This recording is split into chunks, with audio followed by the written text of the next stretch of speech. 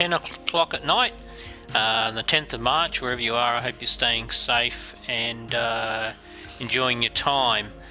What I thought I'd do after playing the game now for nearly 6 days, that game being Gran Turismo 7 that you can see on your screen, I thought I would go through and do an overview of all aspects of the game which I have unlocked, and just talk about my experiences with the game and my opinion of the game. One thing I will do is turn down the sound volume to a reasonable level, sorry about that,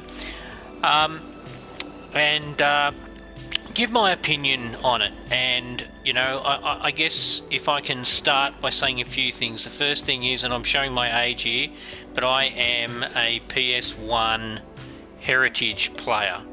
My ex-wife, who was my fiancée at the time, bought me my first PlayStation console, the PS1, back in 1997. And so I have played the game and Gran Turismo X, as it was called back then. So I have played every iteration of Gran Turismo over the last 25 years. So, like the game, I'm celebrating 25 years of playing PlayStation as well. So I'd like to think that I can speak with good experience about the way the game has evolved, but in particular talk about the comparisons between Gran Turismo Sport and Gran Turismo 7. And again, in terms of my experience, I believed when I threw the Gran Turismo 7 disc into my PlayStation, I had accumulated 1,048 days of playing Gran Turismo Sport. So I acquired the game in November 2017, and so again I think I'm quite experienced to talk about the comparisons between them. So let's get into it. And the other thing that I do want to point out is that I am playing it on PlayStation 4 because it's been incredibly difficult here in Australia to get your hands on a PlayStation 5. And I guess also for me, my motivation to get a PlayStation 5 was inexplicably linked to the arrival of Gran Turismo 7. So now that it's here, I will be getting my hands on a PlayStation 5 very soon, I hope. Anyway, I just wanted to point those things out so that when I talk about the game, people had, I guess, a good reference point as to where I'm coming from, and also an understanding of my experience playing the Gran Turismo series of games. So from the outset, the first thing I want to say is that Gran Turismo overall has always been a fantastic game. It's always been a leading game when it comes to driving games or driving simulators. And I still believe that is the case in terms of the overall experiencing, the technology that's used, the breadth of cars and driving experiences that you can have. I still believe that it is the best game. And so of course when you have a new Gran Turismo that comes out, you have high expectations. You have high expectations that the game is going to be even better, and that your experience is going to be even more immersive and amazing. And I think as an overview right now for me, and I know they've just released the first major update since it was launched, and I just had a quick read of the 10 major items that they have fixed in the update. Some of them I was aware of and had experienced. But right now my feeling around Gran Turismo is a bit mixed, and I'm going to tell you why as I go through the game. So I might start off by clicking the music rally. Now for those of you who don't have the game yet, when you first get the game and you first load it, depending on whether you download it or you grab the disc and you insert it in your machine, the time it'll take for you to get access to the game will vary. I've had some friends who had it download rather quickly, and then I had others where it took hours and hours and hours. I've always been the person that goes and buys the discs, so for me inserting the disc into my PlayStation 4 was a pretty good experience. Only took me about 40 minutes to go from installing the first data disc to installing the playing disc for it to be all installed and for me to start off. And basically when you start off you have the greeting theme, which Gran Turismo have always done, which is about acknowledging the work of all of the contributors to the game, and that's fair enough, no qualms with that whatsoever. And I actually quite like the version they've done in this theme. I won't make you sit through it now, but it effectively takes you on a bit of a historical journey around the motor car, from its inception back in the 1800s all the way through to today. And the music as well, it's quite emotive, so it's a nice way to start the game, I guess. It may not be to everyone's taste, but it's a nice way to start the game. But while the game is finishing, doing its loading, you are placed into this music rally area. And what happens is you click on the music rally and you can see the first one there, Hooked on Classics. That'll take you to Alsace, and you then do this bit of a testing exercise where you've got to basically continue to get through gates along the Alsace track and do so until the music stops, which you can hear playing. It's one of the classic pieces of music that the Royal Philharmonic Orchestra perform. And it's quite a nice intro to the game. It's not too difficult, and for those of you who are GT Sport veterans, or indeed any other Gran Turismo game, you'll immediately cotton onto it, so no problems there. I have not done the other music rally events. I'm not sure whether I will, but that's the first thing that I wanted to share with you. And from here I'll start to, I guess, expand on why I'm having mixed feelings about the game at the moment. And so what I'm going to take you into now is what's called the world map, and this is effectively your main menu screen. I think they refer to it as the home screen. So there's some familiarity here around your GT button at the top left, which is still what you use to go in and access the normal things around the game settings. So I won't spend too much time on those, because for those of you who know the game, you'll be familiar with those. The only new one, two new things that are here, is this demo and the race difficulty feature. And that basically gives you an idea of what level you want to play at. I have selected hard, as you can see by the tick, and that's just because I want to be challenged.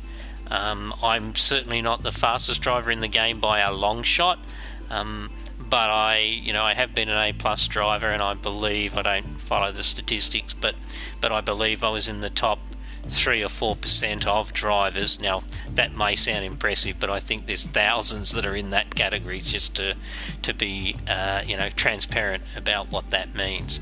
So other than that, the rest of these menu items are very familiar and very similar in their activity, or the task, or the features that they let you access. So I won't dwell on those either, but I will talk about this map that you can see here and try to relate it back to Gran Turismo Sport. And the reality is, the license tests, or license center, that is a carryover from pretty much all Gran Turismo games. Yes, every Gran Turismo game. And this is where I started to be a bit disappointed. And again, I'm bringing this in the context of my experience and my history. For those of you that have played GT Sport or any of the previous Gran Turismos, on every one of those games you've had to do a license process, and but it wasn't mandatory that you did it. It was mandatory for you to do it to unlock certain events, daily events or racing events or campaign events. But if you didn't want to do those, then you didn't have to go through the whole license test saga. I think from memory also, and I'm happy to be proven wrong, but the license test, the number of tests that you had to do in the previous game, so that's just gone into this mode because I'm not doing anything, were not as in-depth as they are in Gran Turismo 7. And the other comment that I would make is, and I'll go into License Center so you can see, is that I select hard. I'm not quite sure whether that's applied to the license tests, but my overall experience is that the license tests for this game are certainly harder, and I think they're harder because the grip levels or the tyre physics do not seem to be Correct. And what I mean by that is there seems to be much less grip, natural grip, in Gran Turismo 7 than there is in Gran Turismo Sport. And I've had this confirmed to me by a number of other players who I play with regularly and have played with for a long time on Gran Turismo Sport. And it seems to be a general theme that the grip level in GT7 is way lower than it was in Gran Turismo Sport. Whether that is a conscious decision by Polyphony and Kazunora and his team, I do not know. But the upshot of it is that, you know, even skilled drivers are struggling. Skilled, experienced Gran Turismo drivers are struggling. Now, none of us wants an easy game that's like going down to those traditional old arcade games where you can't go wrong and you can't go off the track. I don't want to be misunderstood here.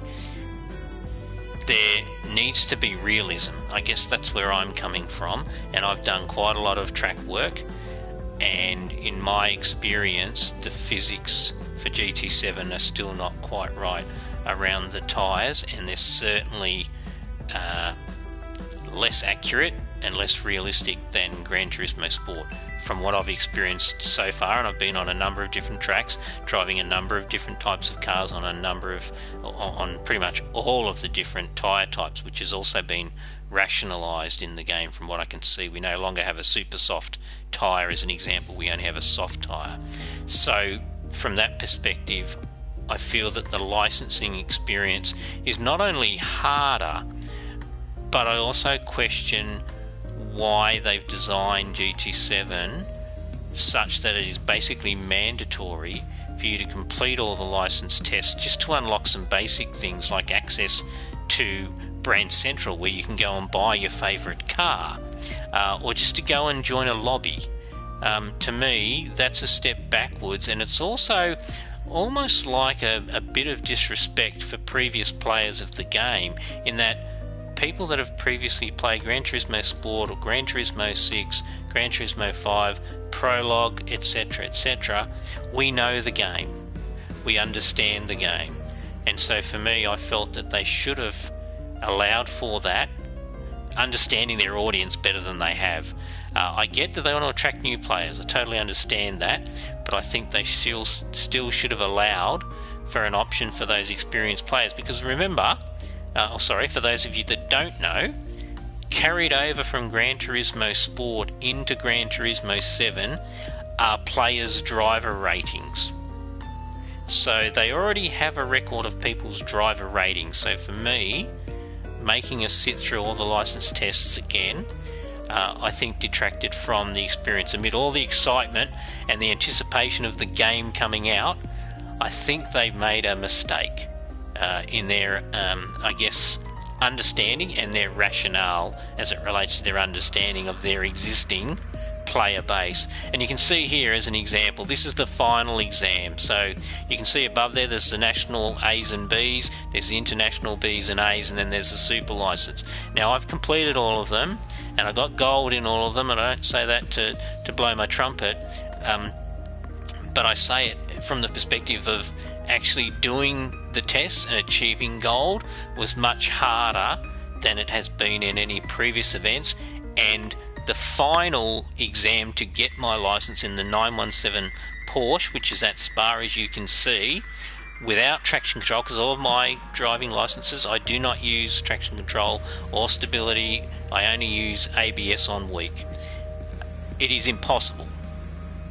And I've had a couple of friends who are very good drivers who have also said the same thing, that is basically impossible for you to achieve gold on your final license exam in that Porsche if you're not running traction control, because of the damp track and because of the absolutely lack of grip. So I just want to talk about that and make those points that, and I've had, through chats, I've had various other players of various different levels going through these exams, and they've all echoed similar things, that doing these exams has not been something of joy. And so if I think about what this game is about the pleasure of driving, and it is about the pleasure of challenging your skill But when it's at a point where you're not enjoying the experience of doing it and you're hearing players lose their temper in frustration in the early stages, and these are good drivers, you know, in the early stages of national A and B tests, then again I think that they've not quite got this part right.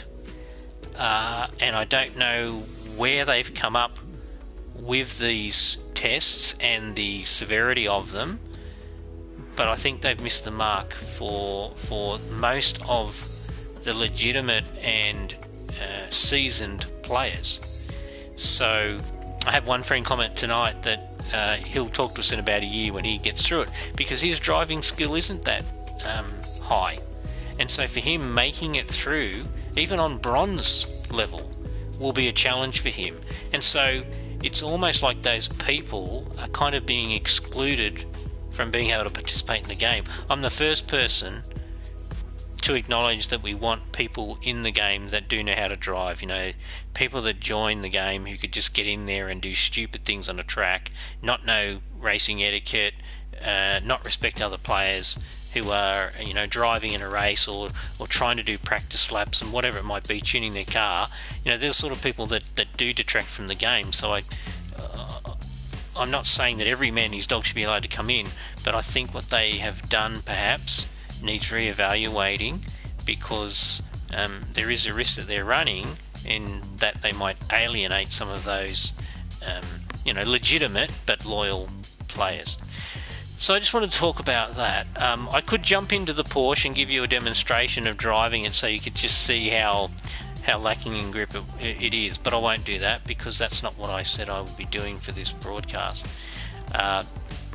So I'm going to jump out of the licensing center. So that's probably my biggest beef so far with the game, but it's not the only one.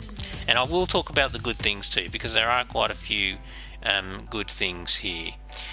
The cafe mode, again, this is how you, once you've got your licenses, and again, you don't have to do all of your licenses first, but the cafe mode is what is effectively the key to the game, and that's what opens up all of those other, if you like, icons or features of the game. And so, you know, basically it's mandatory that you have to come into this cafe and do all of these, what they call menu book exercises. As you can see, it's going through now because I had to add a custom wing because I needed to learn how to add a custom wing. Now again, they know my history, they know what my driver rating is, and they've also transferred something like 600 or 700 liveries across from GT Sport into GT7. So I think it's fair to say that I know a little bit about creating a livery and adding things to a car, but again I'm forced to go through what I think are almost infantile exercises that I think just shows a lack of awareness or a lack of empathy. I'll use the word empathy for who their loyal base are and their awareness of the game. And again, so I revert back to my early comment that to me there should have been a way for an experienced player who had their driver ratings, etc., brought across into Gran Turismo 7. There should have been a way for those players to be able to opt out of doing all this and to just get on with, you know, the things about the game that we're used to and that we love doing, which is effectively, you know, racing and driving around tracks and building liveries, etc. So this is the cafe, so you have to go into this to unlock it all, and you know, now it's going to talk about me changing the settings of the car. That's a livery that I've done, by the way. Changing the settings of the car, so tuning the car after doing laps. And again, like I said, 1,040 odd days using Gran Turismo Sport, I think I already have a bit of an idea of how to tune the car, and yet I'm being forced to go through this process again. So I'm not going to go through this. I have to, sorry, once I'm in here I have to click through to read all this text. I'm not paying much attention and we won't go and do the exercise. I'll just let it run its course. Okay, so I've got a ticket. So I'll talk about this now, seeing as it's come up. They've replaced, well, they've added this reward system, and yeah, there's the menu booking. See, I won't go in there, I'll go out of it because it's a good opportunity to go into the reward system and talk about that. Load times are not too bad considering I'm running it on the PS4. They're certainly a fraction longer than in Gran Turismo Sport, but not so much longer that you, I guess, get frustrated. You'd like it to be faster, but of course this is a bigger game in terms of the size of the game and the amount of data and features and things, so I totally accept that it will be a little bit slower to load on what is really a retrospective gaming console. You know, Gran Turismo 7 has really been designed for PlayStation 5, so I can't be too critical. In fact, in reality, we probably should be grateful that they did make Gran Turismo 7 backward compatible with PlayStation 4. They wouldn't say that it's backward compatible, but in reality, with PS5 being out, it is really, they have really made it a backward compatible game for the previous console, so I should give them credit for that. So I'm going to go into Garage now and just quickly talk about Garage, because quite a few things are different in Garage to what used to be in Gran Turismo Sport. I think what they've tried to do is they've tried to make it more simple, and in that respect that's a great thing.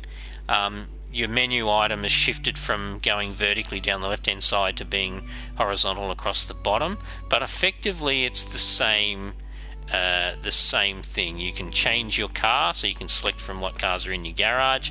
You can play with the car settings, which you could do in Garage in Gran Turismo Sport. Scapes movies, it was the old display the car sort of scenario, and then you've got gifts. I'll come back to gifts. Tuning parts as well. Tuning parts, if you've bought them for a game but you might not have, bought them for a car but you might not have fitted them on that particular car, they'll become available when you go into the tuning parts menu. This livery, by the way, that you're seeing is not finished. I still need to finish the front number plate, and I also need to finish that decal, which I think has just bled through to the outside on the other side of the car. But yeah, this livery I'll probably share later on tonight or tomorrow sometime. And then you've got your actual car collection, so you know that's where you go in and look at the cars you've already collected, and I'll talk a bit about that in a minute. But I talked about that reward system. So see gifts, and what you'll see is that gift that I just received for completing that cafe menu book item is available for me, and 3 stars generally means you get a better reward. So I'm curious to see, there's 2 stars and then there's 1 star. I don't know whether the stars and the colour have a meaning, because I haven't read up that much in the online manual about that, but certainly the more stars it appears, the higher the reward you are going to receive. The other thing that I noticed hasn't occurred is they aren't acknowledging people's birthdays. It was my birthday yesterday and I didn't get a birthday car, whereas in Gran Turismo Sport you got a birthday car. So you can see in this reward system you've got car parts, you've got cars, and then you've got credits. So you know there's 10,000 credits that I've received, which will go into my pool of money, which is pretty small because I've been spending quite a bit of it. But that's the garage feature. You can see there's all details about the car. Overall, so I think the garage feature is pretty good. I think they have simplified it to make it easier for people to play the game. Anyway, I'll move away from this and we'll talk about liveries in a second. The next thing I want to take you through is they've introduced, or they've brought back, used cars, which I think is a great thing. One of the frustrations I think a lot of my fellow players and followers may have felt is that the used car thing was a great little feature where you could get rid of cars that you didn't want, but also you could get access to cars, particularly earlier on in the game, that didn't cost as much, but they were used cars, so they didn't have, you know, perfect performance. So you could drive them for a little bit, and then you'd have to go and spend money on modifying them. But the idea is that you could get your hands on cars that you may not have been able to source. And, you know, to give you an example, there's a 911 GT3 with 25,000 Ks on it for $142,000, or credits I should say. Now if I were to go out of there and go into Brand Central and select that same 2009 car, which is over here, where am I going? Brand Central's up here, sorry. And we had a look at that car, you'd see the price difference. Go to Europe, go down to Germany, go down to Porsche. The layout in here is very much the same. There's not a huge amount of difference to talk about, so I may not spend too much time talking about that. Now I believe it was the 997 we were looking at before. Maybe not. Maybe it was this car. 253,000. I'm pretty sure it was that one. The 991. Or maybe I'm wrong. But definitely the used cars are cheaper. I should have made a better note. Sorry. Too busy talking. Not enough time reading. Let's go out of here and go back and just double check that. So that was 253,000 for the 2016 model. Let's go have another look again. No, it's the 09 model. My bad.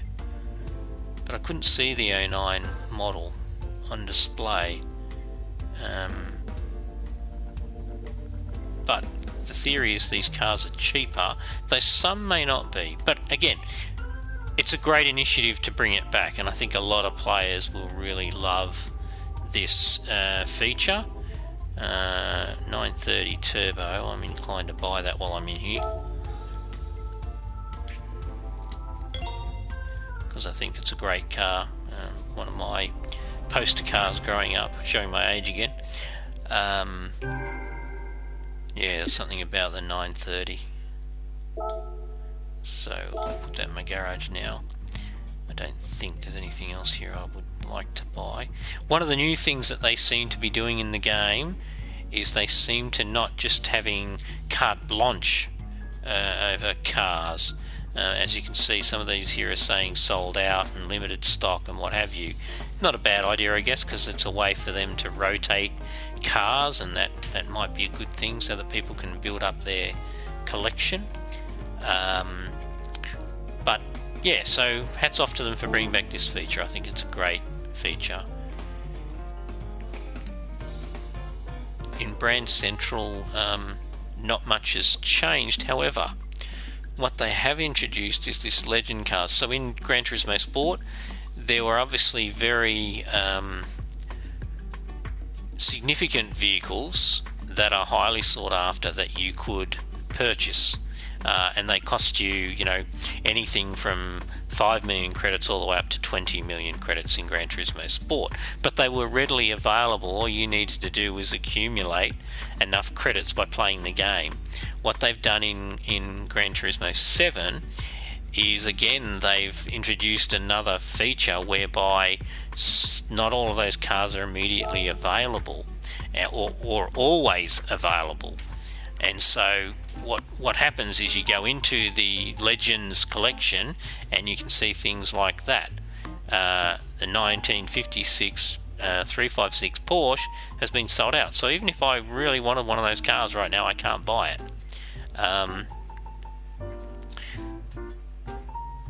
The positive is, though, they brought the prices down. That car, that Mark IV, in the previous game was a $20 million car. That Plymouth Ghia was also more expensive. Conversely, the Ferrari F50 has gone up in value. So I think what they've attempted to do here is two things. One, try to make it feel like it's more of an exclusive exercise in purchasing some of these cars. and secondly, tried to make them perhaps more accessible in the early parts of the game. One of the things I'm kicking myself about is that I didn't realise that the BMW CSL 2002 Batman car, I'll call it, which they brought into this game, was on sale for the first 3 days, and I didn't realise it was one of my idle cars because I didn't know this legend structure existed, because I didn't madly rush into doing cafe events. Had I known, then I probably would have. But so, you know, pluses and minuses for this. I think overall it's a good idea. Yeah, whether it's better to just having them immediately available and you just earn your credits and get them, not sure. I have to see how it plays out, I guess. But I can see how they've wanted to gamify the idea of acquiring these legendary cars as opposed to just them sitting there, and if you got the credits up you could just buy them. You know, this way is a bit more aspirational, a bit more opportunistic. Yeah, so I'm not going to say it's a negative, but I'm not sure it's 100% positive either. Okay, then we move to so sport is much like it was in Gran Turismo Sport, in that this is where you go to participate in the special racing events that okay, so it's only audio because you can't see this. Okay, I'm going to try and jump out, but I have to hit OKs a lot to do this, and I'm going to go out. Sorry, I didn't realise that it was going to block me.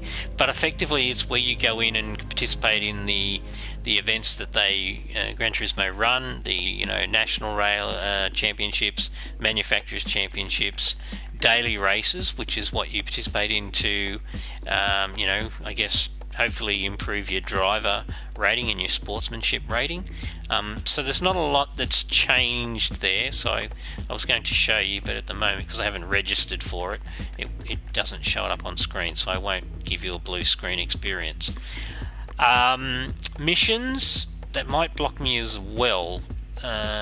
Let's see. If it does, I'll come straight back out of it, and I apologise in advance. So missions are very much like the challenges that they used to have, and as you can see here, again, I'm not going to go into them, but again, you'll see that some of them are locked. So I have to get through the menu book items beyond level 17, or collector level 17, and I'll talk about collector level in a minute, to access those, and whatever more there might be if I scroll down. I can't scroll any further than that. That's all there are. And so again, as an experienced player, it's making me jump through hoops that, really seem a bit foolhardy to make an experienced player do. Anyway, that's what that is.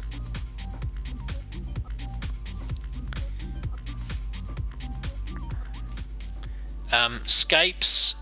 Yeah, Scapes is basically where you go if you want to take photos of locations, or more specifically of your vehicles in specific locations.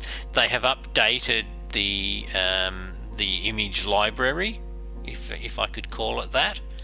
I haven't spent a lot of time in here thus far, but from what I've seen, I kind of like the backgrounds and the locations that they've used, so I think overall that's a positive thing. I haven't done enough photos yet to see whether the lighting etc is working better.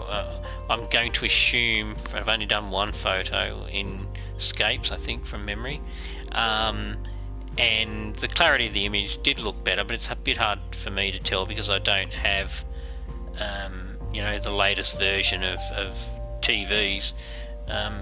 This TV that I use for my gaming is pretty basic in the scheme of things, so it's hard for me to discern a noticeable difference. And again, as I said, I'm on PlayStation 4, so again, that screen resolution or game resolution that PS5 users will be experiencing not necessarily that I'm experiencing, so I can't be too judgmental on this, but I think overall this is a positive. Yeah, I've already done my first escape. I don't know why it's saying take your first photo there. That might be a bit of a tutorial. Yeah, so I have taken one photo. As I said, this is a livery that I did on day 2, I think. I don't know if I can zoom. Yes, you can.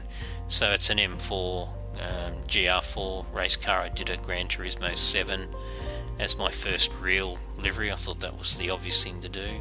Again, I've shared this livery in the gallery or discover mode, so I'll get out of there now. Favorite spots, so you can select your favorite locations to take photos in. I don't recall that feature being in Gran Turismo Sport. I might fire Gran Turismo Sport up tomorrow and double check it, but that's a positive thing, I believe, as well.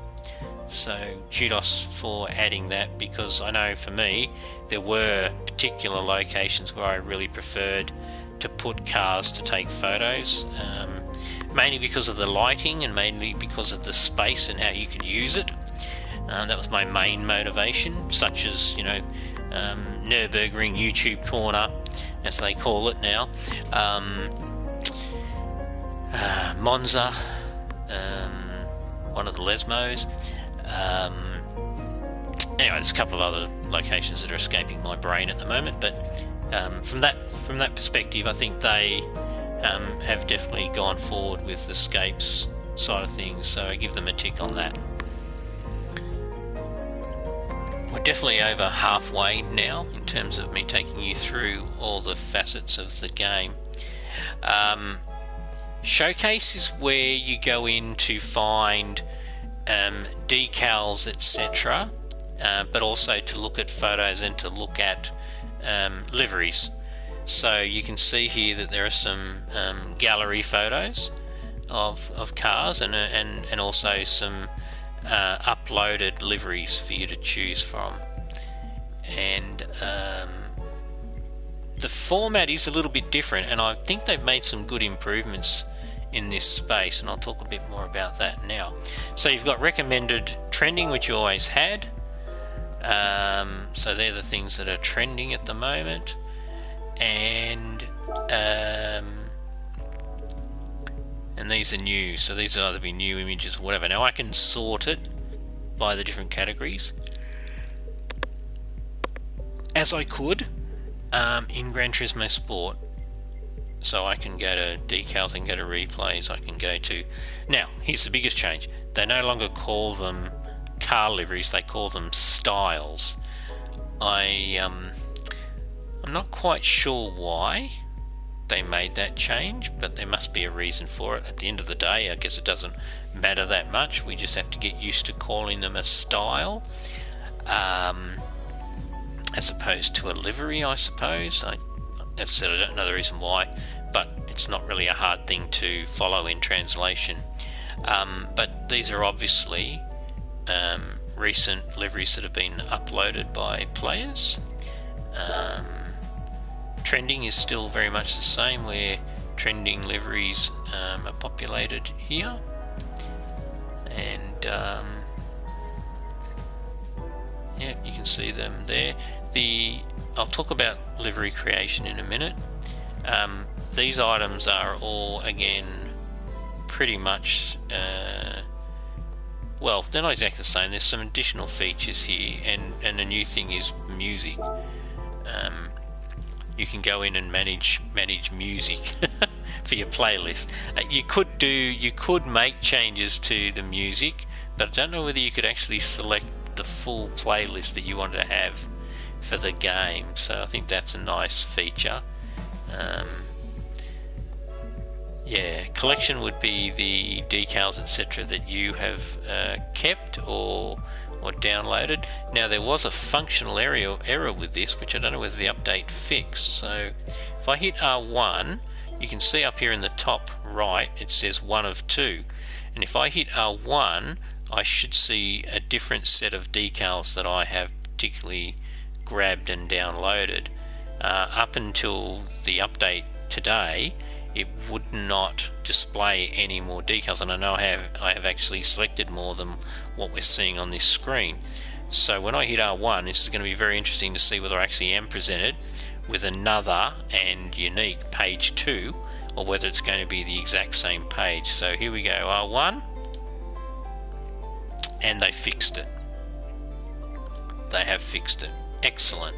Yeah, so it wouldn't let me see these additional decals that I'd saved. What would happen is that if I'd added a decal as I was working to create a livery, for example, or a style, one of these would disappear from the first page. I just L1 back to the first page. One of these down the bottom would disappear off the screen, and one would appear up here, and I could not toggle between, using R1 and L1, I could not toggle between the two, but now I can. So well done, Polyphony guys, well done for fixing it. Content search is much the same as when you did a search for decals and what have you. So you can again choose from all the different types of things to do a search on. You again have the same 3 field option over here. What they have added, which I think is a handy idea, is this popular tags. I think again this is great. I think most of the experienced players were a little bit critical of the search feature in Gran Turismo Sport. I think they've made some good improvements here in allowing you to just scroll down and have some very popular topics to do a search for decals or helmet liveries or suit liveries or styles on vehicles. So well done. And then obviously you've got keyword search, which is what you used to have as well. It seems to work pretty good too. I think the processing time to return a result seems to be faster. So again, I think they've made some improvements in their database. I don't know what they run, whether they run a SQL or Postgres SQL, who knows. I don't want to get into the technical side of things because I don't know what their architecture is, but it seems to be working better.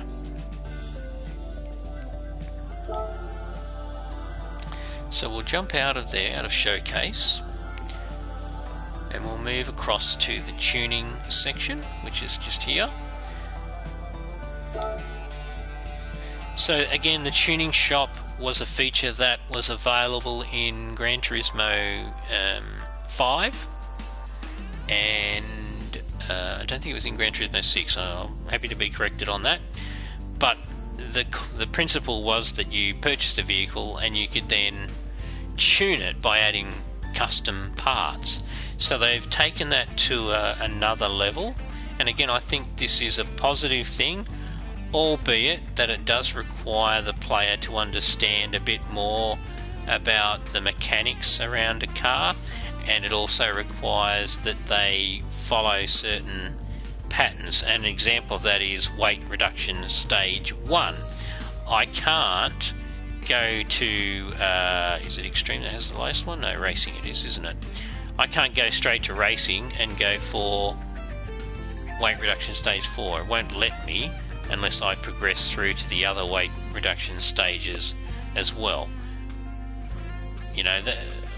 I could be being a little bit pedantic, but again, from a you just want to modify the car so I can go and drive it. I want it to be as fast as it can. If that's if that's the ultimate goal of the game, then if I have the means, why can't I just go to straight to stage 4 as an example? Same with some of these engine upgrades, etc. They can't be unlocked until you've bought a previous iteration of that part. So from that perspective, great feature. I guess the protocol or the structure or the philosophy around how you progress and modify your car from its basic specification when you first acquire it, either through used cars or Brand Central, versus being able to just jump in it and make it as fast as you want it to is a lot more involved. And yes, overall I think it's probably more fun gamifying it again. I think for most players, if you said to them you can have this option or you can just do this same thing that we used to do in Gran Turismo Sport, which is you just power it up using your, what they call their mileage exchange points. I think most players would opt for this, but again, the progressive nature, the philosophy around that, you know, I think again it's more about them thinking more about the gamification of this sort of stuff versus what the end driver is ultimately trying to do, which is to fire the car up in its most potent capacity and drive it. I don't think there's many players that would turn around and say, oh, I just want this car to have a 5% modification or enhancements versus the full 100% that they could get in the game. That, I guess, is my point. But I'll give them an overall a positive on this, because it was great for them to bring it back in. It certainly adds an additional element to being able to tinker with the cars, I guess. So, and it's well laid out, and so yeah, I think it's a good thing overall.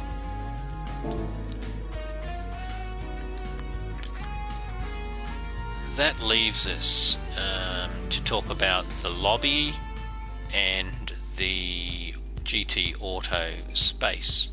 So the GT Auto space is where you come and do maintenance and servicing in your car. So again, like in GT5 and GT6, which I'm sure I'll be corrected on, as you drive the cars, they experience similar issues that a normal car would experience, i.e. the need to be serviced, the need to be maintained, etc.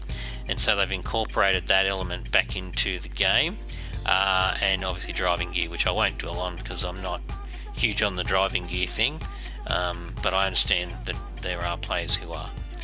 So the maintenance servicing, again, this is where you can come in and you can do all these things. This feature is a new feature and I think it's very cool. It's the wide body feature, and what it effectively does is it adds a wide body look to your car, and I think we'll see a before and after here, or will we not? They did one on one of the cars, but they're not doing it on this. But I'm pretty sure that picture we can see now is of the car with the wide body. If I hit R1, yeah, here we go. So you can see on the left hand side the current flaring of the guards, and then on the right you can see what it will look like after I purchase the wide body kit. And again, Porsche did bring out a wide bodied version of the 930 in the Roadster, I think it was called. So you know, this is quite a factual thing to do for this particular car. I won't install it now, but that's what the wide body feature is. I have done one car so far, a Mustang GT with the wide body, and it does look good. It's not a massive flaring, it's just a small flaring. I don't know if there's a particular percentage that's applied, but it is enough for you to see without making the car look, what's the word, like a caricature of its original form, I guess is probably the expression I'll use. So that's the auto shop. Again, I'll give that a positive, that it brings another element to playing the game. I didn't need to go that far out, but anyway, we'll move to customizing cars, and this is where you go and create your liveries, and there's a couple of really good things that they've done here that I'm really happy about and that I applaud them for. And what I'll do is I'll go into wheels first to talk about one of the really positive things that they've done. So before, all of your wheels, you had to acquire them through mileage points, which was all about the amount of time you spent playing the game, essentially. And you know, if you won races or you participated in missions or daily races and things like that. What they've done in Gran Turismo 7 is they've laid out the different wheels in a better format where you can actually see by brand the different wheels that are available. But the greatest thing I think they've done, and I'll go to race as an example, is in the old game, or in Gran Turismo Sport, not every wheel was available for every car. Now, I understand the intent of that, which was to try and retain authenticity.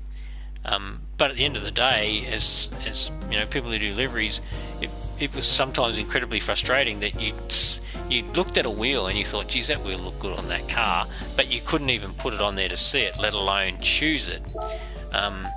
Whereas now you can. There doesn't seem to be any wheels that are excluded from any car. And I can give you an example of that. I've done a livery, or I've copied across one of my liveries from GT Sport onto the 1960, I think it's 69 Camaro in the game, Z28, I think. Again, I'll be corrected because I'm probably wrong. And on that, in that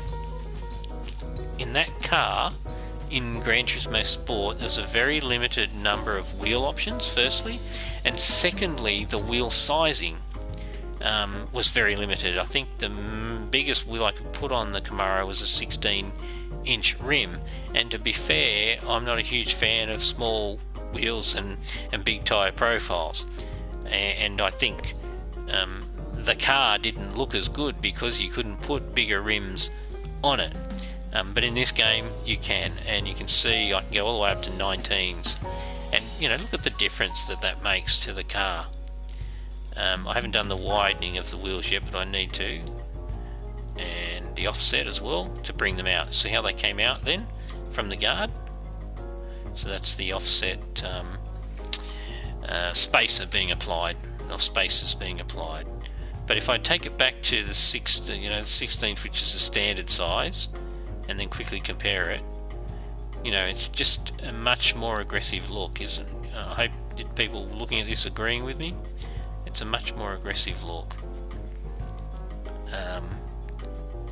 They look good actually, I might buy them. I won't buy them yet, but they do look good. We'll see. But like I said, yeah, any wheel can go on the car, but this time you buy them with your credits. But once you've bought them, they're purchased. So you can see the wheels that have ticks. So if I wanted to apply that rim, you can see that it says free replacement. Even they look good. I think they just look good because I love the car.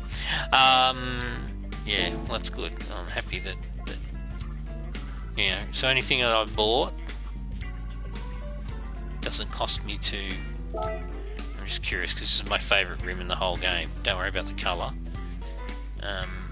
Once the colour is changed, yeah, it's my. I don't know why. I don't know what it is about the rim style, but it's always been my favourite rim since they bought rims in Gran Turismo Sport. So that's the wheels side of it. Now if I jump out of there and I go to livery editor, and I can open design or I can create a design. So if I create a design, now here's the thing, before I start to create a design on a particular car, I have to go to the garage and select that car, which is pretty much the same as what it used to be in Gran Turismo Sport. The process of doing that, or the steps you have to take, is a little bit different, but essentially it's the same thing. So here I am in livery editor, and there's a few things that have been done here that I think are really good, perhaps the best advancement that they made. The first thing is the addition of a windshield banner, which I think is fantastic, because now you can put something over the front windshield at the top, sponsor name, brand name, whatever it is, which you couldn't do in the old, in Gran Turismo Sport. You could only have a Gran Turismo windshield banner, which again, totally understand that Gran Turismo you know, want to promote that, totally understand it, not taking anything away from them, but the reality is I'm sure most players who do deliveries would like to put their own banner up there. So that's one great feature. The other great feature is they've moved away from having body and bonnet to just having body too, and what this does is that it effectively allows them to group the area of the car at the front for those cars that have a different, or what's the word I'll use, non-traditional style bonnet, in that, you know, they might have a big all-encompassing bonnet areas over the front of the car, particularly in, say, a Group 3 type car, or an exotic sports car might have a big one-piece bonnet that sits right across the wheel arches as well as the front, engine bay area of a car, for want of a better term. So I think it's great that they've broken that down. They've added side mirrors, so you can now just write, on a window, I should say, sorry. You can now write on the windows, which you couldn't do before, which I think is fantastic. And so those things are great, but there's more. So if I do want to add a layer, and I don't know, let's just say I'm gonna add a Porsche,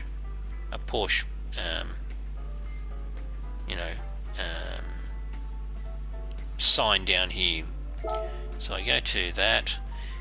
Now I've got my traditional shapes and patterns to select from, and they have added more, and they have changed the order of them. I'm not sure of the logic behind changing the order that they appear in, but they have added more, which I think is a really good thing. Brand logos and fantasy logos appear to be much the same, but where I think they've made a great leap forward, which will help livery creators immensely in terms of time it takes to do a livery. Now I don't have, I don't believe I do. I don't believe I have a Porsche decal in here at all. I'll just go a bit slowly so I can double check and not make a liar of myself. Oh, I tell a lie, I do. I have Porsche stuff. But let's just say I didn't. Let's just say I didn't have a Porsche decal to use. What I can now do whilst I'm in the livery editor tool is I can go and search for it. And I can search by popular tag, or I can just type Porsche.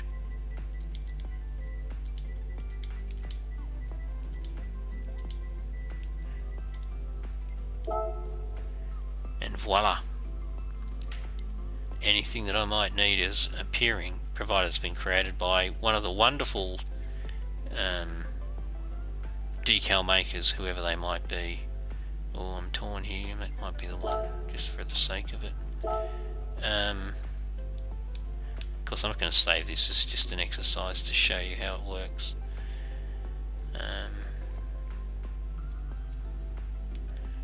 So there you go. Now for me to have done that in Gran Turismo Sport, what I would have had to have done is I would have had to have saved my progress on my livery, exited out of the livery editor tool, gone across into the Discover or Discovery section, did my search, and then came back with that downloaded decal saved and come back into the livery editor again. So open it up, select the car, and then add the decal. So that will save quite a lot of time for people that do lots of livery / style creations. So that's a very big plus. It's probably the best thing, best innovation in the game that I've spotted so far as it relates to me and how I play the game. Yeah, so I'm not going to save that, so I'm just going to exit out. I'll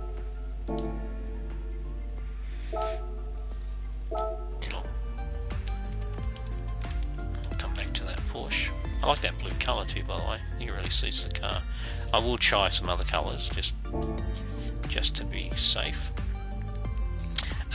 In here you've got custom parts, so again this is going back to the GT5 days, so I can add things on the front, and I don't know what's on the front, a new spoiler I'm guessing. Type A, yeah. No thank you. Type B. I don't want that on the front of my car, so I'll go back to standard. I know that for people that will want to turn these cars into those racing cars of the era, they will probably grab one of those front spoilers. But that's the, then you've got, I don't know, side, yep, just colour coding the skirting board and adding it to it. So again, not going to do any of that, but you can see how you can add parts. Rear wing again, I can change the wing. Do not recommend you go for that option. I personally think it looks wrong. I could have made a mind that'll disagree with me, but I think it's wrong. So that's a nice feature. It's a nice, again, additional way to customize your car, and I think that's great. Racing items, yeah, these are, before you grab decals for these, but now they actually allow you to actually add them into the car, which I think is great. I won't go into them, but you can see what they are. And that's pretty much the tool. So overall, I give it a plus. We did have issues, as I said. I was getting glitching when I was actually adding decal layers. I noticed when I read the update today, they have addressed some issues with update layers, so I'm hoping that they fixed whatever that issue was, but I won't know until I go in and do another livery, or finish that Nova livery that you saw earlier when I was talking. Alright, so that just leaves us to go to the lobby. In the lobby, there's not a lot that's different. Again, we believe there was a bit of a glitch where if you'd started a lobby, you couldn't change locations, you couldn't change tracks. You had to effectively leave the lobby and then start a brand new lobby. Now, from what I read about the updates today, I couldn't see anything that specifically said they'd fix that. So, unless I went and created a lobby, I won't know. This, in appearance, looks different, but overall it's very much the same as the old lobby in terms of you select, a region and a track and what have you. But again, I think there's an improvement that they've made in that it seems to be more logical in how they've laid things out, and that can't be a bad thing. Just doing a quick check of something. One of the things that was happening with the game prior to today's update was that I think I mentioned it. If you're in a lobby and somebody said, "Oh, can we change tracks?" or you wanted to do a progressive series with the group of people that were in the room with you, you used to be able in GT Sport to change your track selection and you'd move to a different track. As of pre-update, that wouldn't work. You had to effectively exit out of the room. The other functionality that appeared to be missing was you couldn't report players when you're in a room. You couldn't even select the player's ID and then type a message so that that player knew you were trying to communicate with them via the text chat. So I hope that they have added on those sorts of features, because it's a bit frustrating when you can't execute on those sorts of things. Yeah. They've moved Find Friends up here, which is fine. But effectively, that is, without going into all of the different racing things that you can complete, that effectively is Gran Turismo 7. What I might do, if you'll indulge me, is I will go back into the livery editor and quickly bring up some liveries. I haven't done many yet, I've only done 4 or 5 I think, but of course we're only day 5 into the experience, or day 6. What's today? The 10th, so released on the 4th be day 6. But I will, it's not as easy to open up your liveries now. That's right, I have to get out of here and go to the garage, don't I? I have to go to the garage to change my car so I can show you the livery. So you had a good look at the Nova, so I won't bring that back out. And the Camaro that you'll see in a second when it pops up, you may have already seen that Camaro right there, because that is a Gran Turismo Sport transfer across, as is that one there, and as is that one there. But this,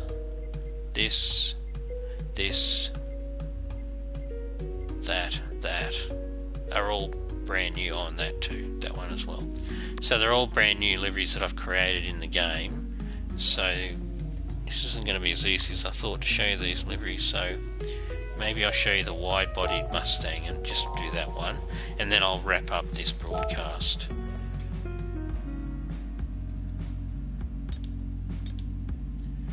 So yeah, I went for a Ford GT theme. Don't know what keeps doing that.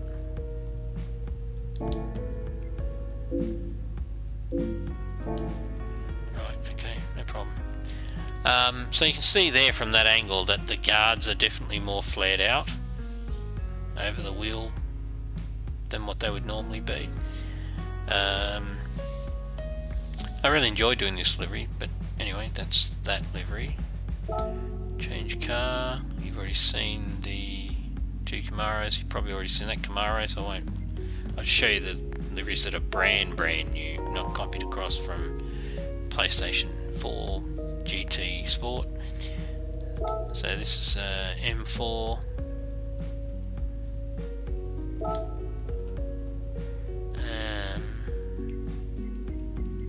Camaro you've seen. Actually, go again now.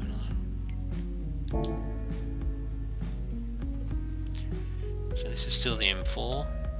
I don't know how to speed this up. Maybe I can't.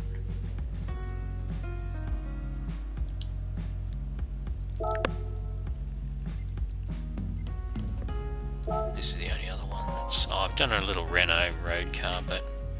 I'm about to say, where's the livery? Yeah, this is a great example of that wheel option that I talked about. The wheels that are on this car, you couldn't get them on the R32 GT. What's it doing? You couldn't get them on the R32 GTR. Now, I can get them on it without any trouble, and if I need to, you can apply 19-inch rims, as these are.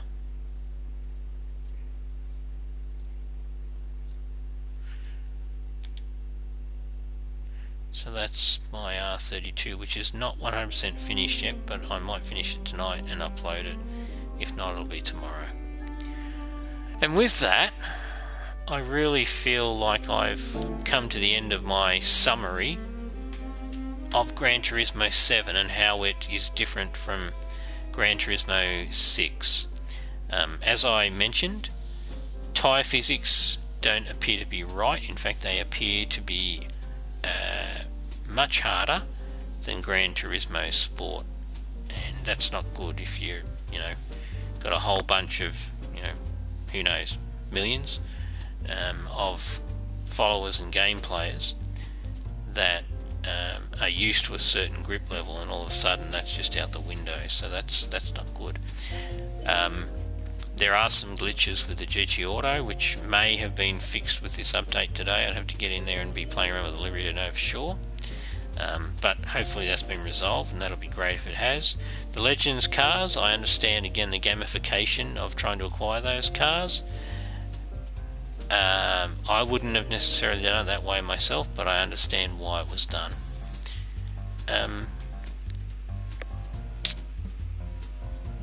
Yeah, so overall, I think the game's good. The core of it, the graphics, the cars, again, are excellent. Certainly no criticism there in terms of the cars. The addition of the Legends Pavilion, if I can call it that, is a bit of a disappointment, because you've now got to go about getting those cars in a totally different way, and they may not be immediately selectable to you, even though you've got sufficient credits to buy them. And that, to me, again, takes away from the experience.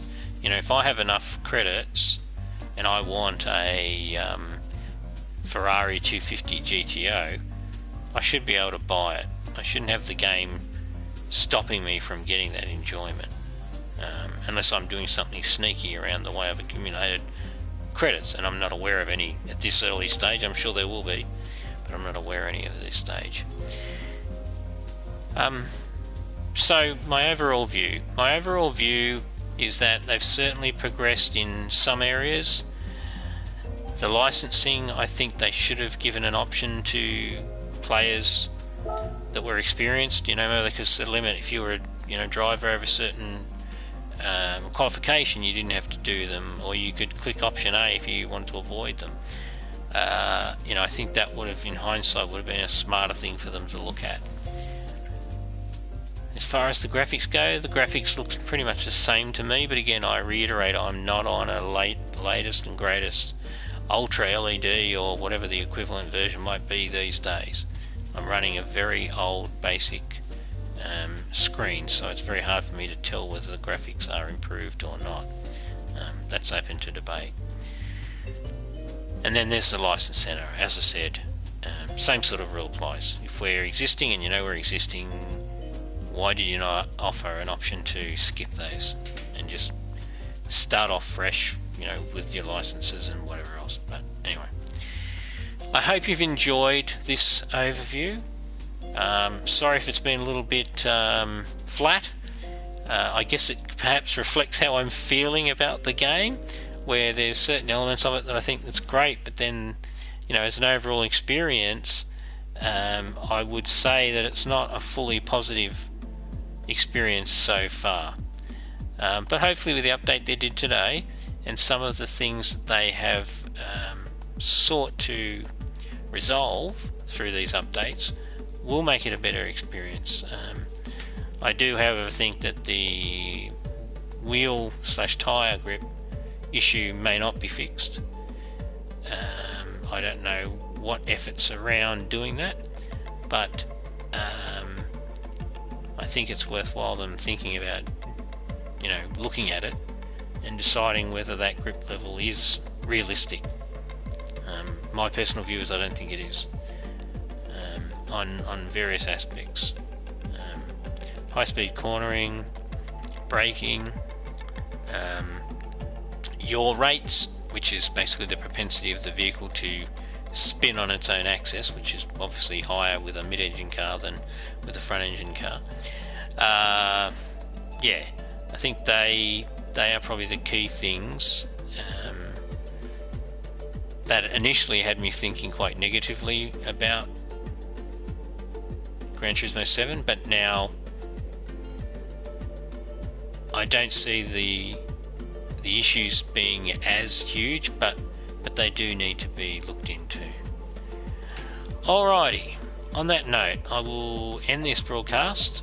Appreciate anybody that watches it. Thank you very much. If you do like what I've covered today, please drop me a comment, and by all means I welcome more subscriptions. More subscriptions means that it looks more and more a positive experience or a positive endeavour for me to pursue. I don't do a huge amount of broadcasts, and that's because I don't get a huge audience at this stage. I'd certainly like to, and certainly like to be able to focus on doing more broadcasts, but it's all up to you people.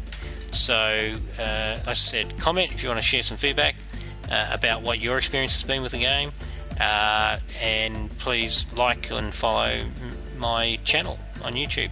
Alright team, thanks very much for your time. Enjoy your Gran Turismo experience. As I said, interested to hear your thoughts on it. Till I see you all or speak to you all again in the future, please be kind to each other and take care and stay safe. Cheers now.